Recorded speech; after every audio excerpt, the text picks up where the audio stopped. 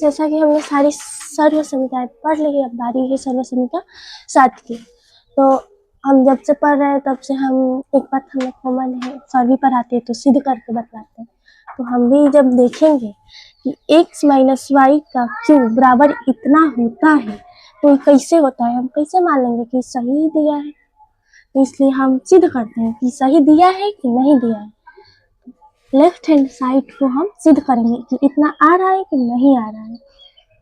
तो हम सिद्ध करेंगे तो पहले तो लिख देंगे जैसा है वैसा। x का क्यूब मतलब इसका 3 बार गुना, 3 से नहीं 3 बार गुना। तो हम करेंगे तो पहले अच्छे से सजा लेंगे।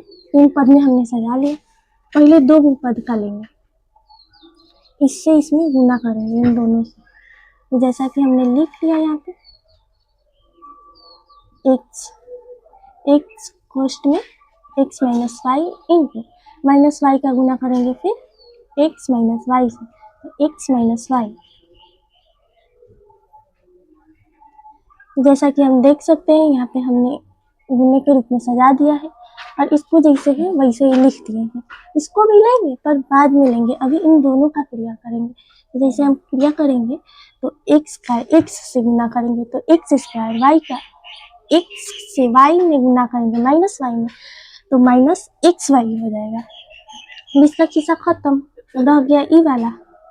तो y का x में गुना करेंगे तो एक्स वाई लिखिए चाहे वाई एक्स लिखिए, बतिया बराबर, बात बराबर है।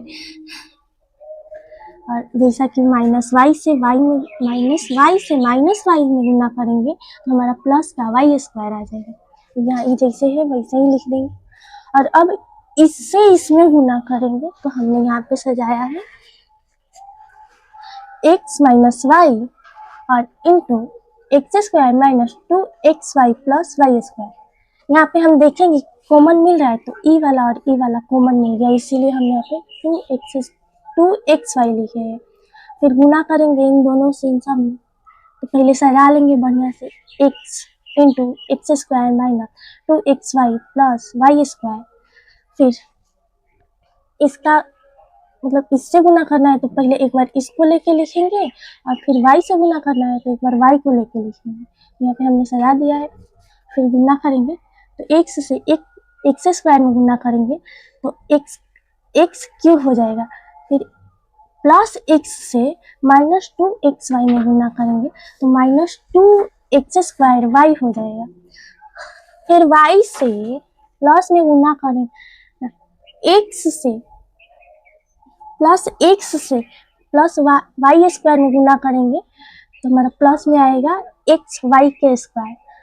फिर इससे गुना तो कर दिए, अब इससे गुना करना है तो इससे गुना करेंगे तो एक्स का स्क्वायर है तो वैसे ही आएगा। वाई एक्स स्क्वायर लिखिए चाहे एक्स स्क्वायर वाई लिखिए। और फिर जब माइनस से माइनस में गुना करेंगे, माइनस वाई से माइनस 2xy में गुना करेंगे तो प्लस 2xy स्क्वायर आएगा। और फिर जब माइनस वाई से प्लस वाई स्क्वायर में गुना करेंगे तो हमारा प्लस का वाई क्यू आएगा, माइनस में वाई क्यू आएगा। फिर अब गुना कर लिए तो अब इसमें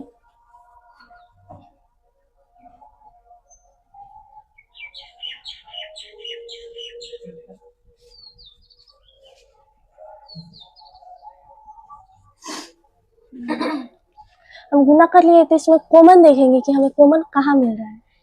तो जैसे कि देखेंगे इसका तो कोई कॉमन मिल नहीं रहा है तो इसको लिख देंगे। और फिर जब हम यहाँ जाएंगे तो इसकी पहले हम जाति देखेंगे, ऐसे तो नहीं मिलेगा पर जाति देखेंगे तो शायद मिल जाएगा। तो जब हम जाति देखेंगे तो जाति बनाया एक्स स्क्वायर वाई, तो हम देखेंगे कि एक्स स्क्वायर वाई है, हाँ यहाँ पे है एक्स स्क्वायर वाई। तो इसको हम जोड़ेंगे तो ई हो जाएगा 3x स्क्वायर वाई। फिर ऐसे ही इसमें देखेंगे तो ई भी प्लस का है और ई भी प्लस का है तो हम लिख देंगे 3x वाई के स्क्वायर माइनस क्यू, जैसे है वैसे। तो यहाँ पे हम देखेंगे कि जो दूसरी सर्व समीकरण बराबर में दिया है वैसा यहाँ हमें प्राप्त हो गया। अब इसको प्राप्त करना है तो इसी को हम इसमें से कॉमन लेकर प्राप्त कर लेंगे। तो इसमें से देख सकते हैं, इसमें से तो कॉमन इसके जैसा तो कोई है नहीं कि उसमें से कॉमन लेंगे, तो इसको जैसे का तैसे लिख देंगे और फिर इसको भी इस साइड ला के लिख देंगे क्योंकि इसके जैसा भी कोई नहीं है, तो इसलिए इसका भी कॉमन नहीं मिलेगा।